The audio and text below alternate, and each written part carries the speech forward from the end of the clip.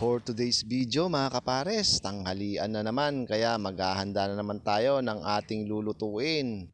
At dahil nakauwi tayo sa aming probinsya, ay naghanap ako ng mga gulay na hindi ko rin mabili dun sa amin sa Metro Manila. Kaya nga ang nabili po natin ay ang singkamas, bulaklak ng kalabasa, meron din tayong patola, sigarilyas at nakabili rin ako ng bulaklak ng katuray. Shoutout nga po pala sa ating mga followers at mga subscribers natin sa YouTube channel at yung mga nagsishare po ng aming mga video. Maraming salamat po. At ito na nga, naghimay-himay na kami sa bulaklak ng kalabasa at nagpatulong na rin ako kay Baby Loves para maaga naming matapos to. At habang naghihimay kami ng mga gulay ay tumulong na rin yung aming pamangkin na maglinis ng iihawin naming hito. At shoutout nga pala sa mga nag-share po ng aming mga video, mga silent viewers namin, yung mga patuloy na sumusuporta sa aming munting channel. At shoutout din po pala sa mga nakauwi sa kanilang probinsya para dumalaw sa puntod ng mga mahal nila sa buhay. At ito na nga po yung hito na ating iihawin na talaga namang wow sa sarap. At syempre patuloy pa rin ang aming paghihimay dahil mahaba-habang himayan to. At syempre enjoy naman dahil kasama natin ang aming pamilya. Kaya nga sinimulan na ni Baby Loves sa mainit na tubig, nilagay niya yung sibuyas at luya, kamatis, pati na rin ang bagoong. Ayan. At i-flex lang natin yung aming bunga ng suha dito sa likod. Ito nga po, no? At pagkatapos niyan, kumulo.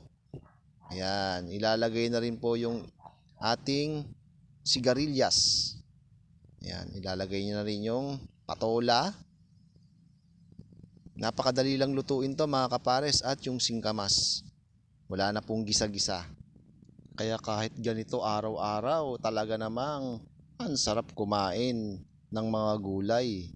At ito na nga po, nilagay na po ni Baby Loves yung bulaklak ng katuray. Yan. At meron din tayo dyang bulaklak din ng kalabasa. Yan. Paglalagay lang po natin lahat yan, pagsasabay-sabayin lang natin.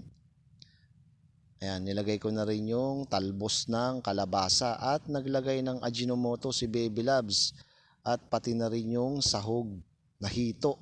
Ayan, ayusin lang natin mga kapares. Tatakpan natin para kumulo. At pagkatapos, ito na po mga kapares. Ready to serve na, mangantayon.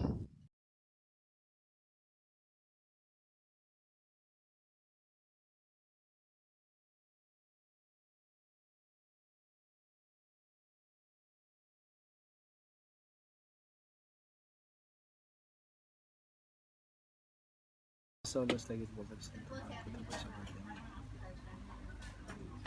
Ayun po.